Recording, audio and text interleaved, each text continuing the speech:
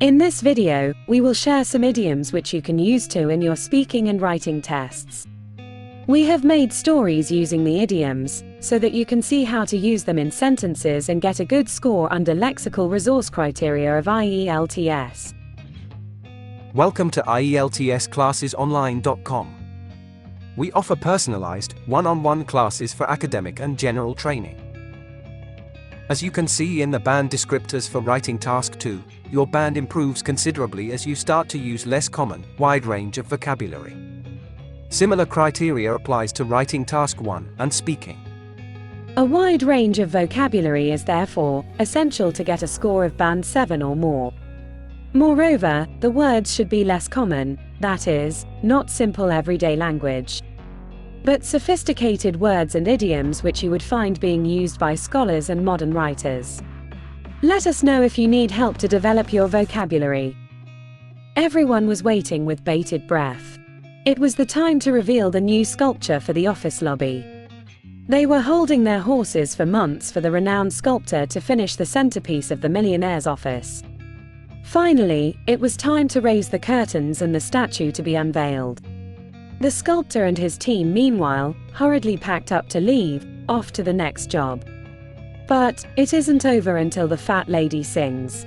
The statue, which was supposed to be a piece of cake for the legendary sculptor, was hideous, unsightly, or simply an eyesore.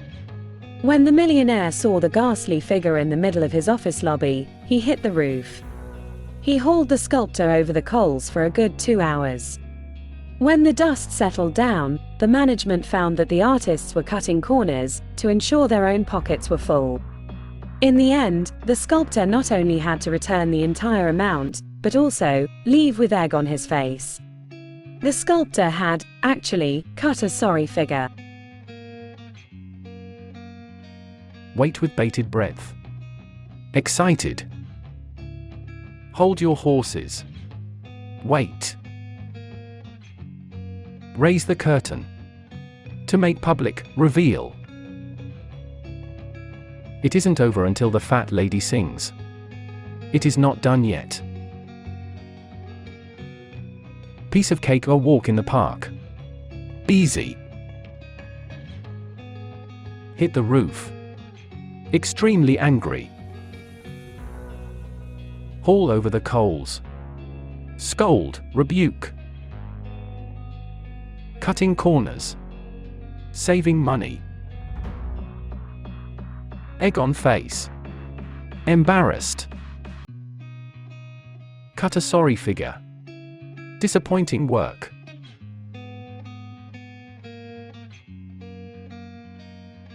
The night was cold and it was raining cats and dogs, making driving next to impossible. But Jenny put her foot down. She was not going to take no for an answer from her faint-hearted friend, Carol. Both had decided to paint the town red to celebrate Jenny's admission in the Ivy League university. She had cleared her IELTS with flying colors, and the university not only offered Jenny a seat in the highly competitive course, but also gave her the much-coveted scholarship. However, the weather had put a damper on their excitement. Moreover, it was a Herculean task for Jenny to get Carol to join the fun. Jenny had stood by her through thick and thin. Giving Jenny a cold shoulder would hurt their friendship, Carol thought. Now it was her turn to return the favors, and she relented. Finally, the sun smiled through the dark clouds and the two girls drove to Vegas and had a whale of time. Raining cats and dogs. Raining heavily. Next to impossible. Nearly impossible. Put one's foot down. Be firm. Paint the town red. Enjoy greatly. Flying colors. Successful. Herculean task. Difficult task. Through thick and thin. In every situation. Give a cold shoulder. Snub, unfriendly. Have a whale of time. Have great fun. Steve was burning the midnight oil to succeed in this project. It was a make or break opportunity for him. If he does it well, he will be retained by the conglomerate as their chief technology officer. Otherwise, he will be shown the door. But Steve had a problem. He was a lone wolf. He never mingled with the office crowd, rarely attended office parties and never hosted any. "Not my cup of tea," he would say. He would stay in his office cabin until the cows came home. This made him the blue-eyed boy of the top management, who loved his dedication. But all good things come to an end. The top brass were told to pack up by the business owner, and the new executives did not see eye to eye with Steve. On several occasions, they were at loggerheads, and the stalemate had to be broken by involving the owner. Finally, the D-Day came, and Steve was asked to present his plan to the bigwigs of the organization. Not only did Steve's work cause a sensation, but also, it made the head honchos his fans. He was asked to continue in the company, leading a bigger team. Steve's hard work had paid off, and he also got several offers from rival companies.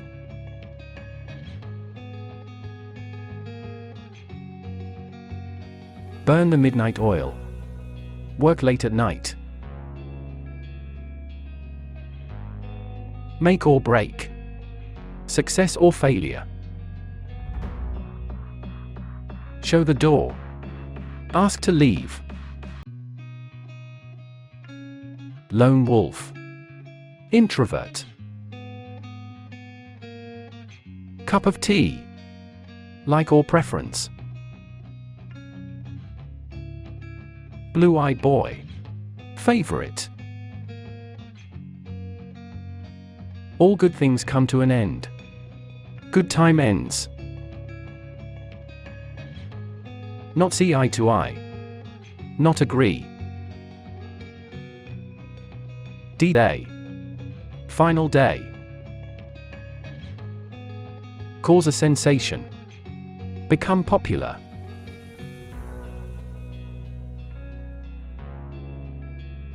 Ibrahim was a cheerful teenager, living with his small doting family in Canada. He loved playing, dancing and partying, and the only thing that kept him up at night was his height. He was the smallest in his class. He tried eating every supplement, but he loathed eating vegetables. "The only time he will ever eat vegetables," he would say, "is when hell freezes over." No amount of coaxing and cajoling would make him change his mind. He had, though, a soft corner for spinach. He could eat a dish made with spinach, albeit once in a blue moon. One day, while visiting a sick relative in a hospital, he heard a doctor, who was 6 feet tall himself, telling a patient that vegetables can make a person tall. Hearing it from the horse's mouth, Ibrahim had an epiphany. He decided to bite the bullet, and taking baby steps, he began to include the leafy greens in his diet. Soon, his height increased by leaps and bounds and he was on a roll. Eggplant, however, is still a distant dream. Keep up at night. Worry. When hell freezes over. Never. Change the mind. Change of plan, a decision. Once in a blue moon. Rarely. From the horse's mouth. Direct from source. Bite the bullet. Do a difficult task. By leaps and bounds. Tremendous, fast. On a roll. Long spell of success. Distant dream. Far from goal.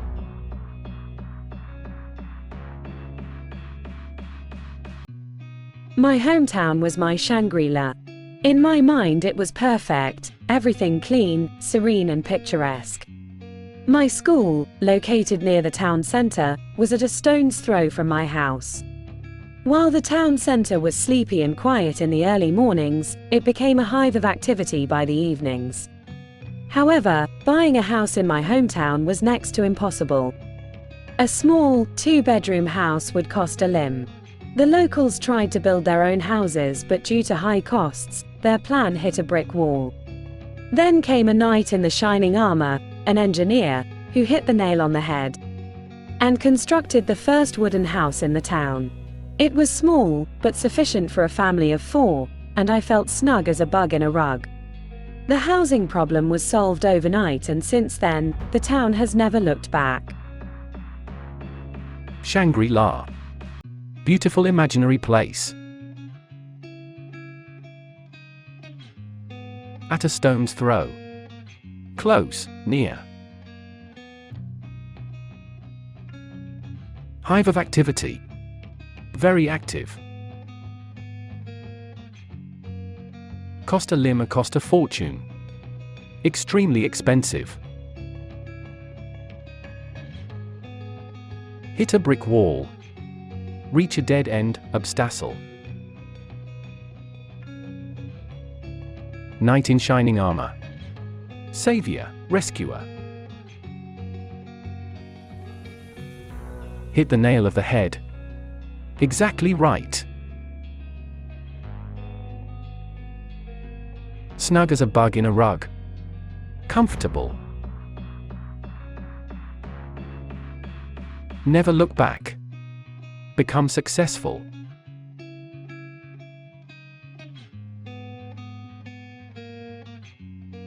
Tom was someone who could never be entirely trusted.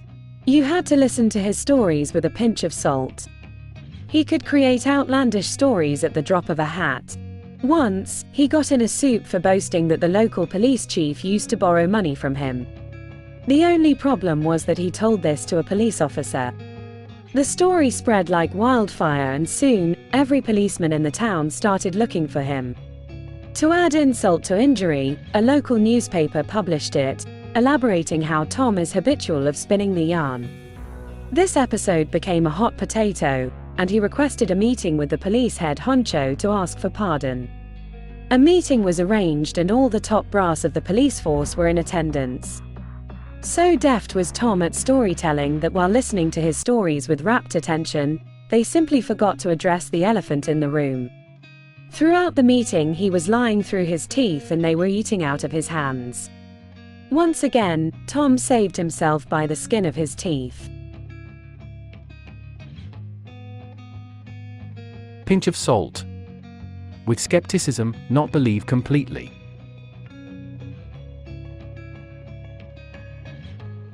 Drop of a hat. At any moment. In a soup. In trouble. Spread like wildfire. Spread very fast. Add insult to injury. Do more damage. Spinning a yarn. Far-fetched. Elephant in the room. Obvious issue. Lying through his teeth. Tell something completely false. Eating out of his hands. Completely controlled by someone. Skin of his teeth. Very narrow margin. We can help you score better in IELTS. We offer one-on-one, online courses ranging from 2 hours to 20 hours. Write to us at contact@ieltsclassesonline.com.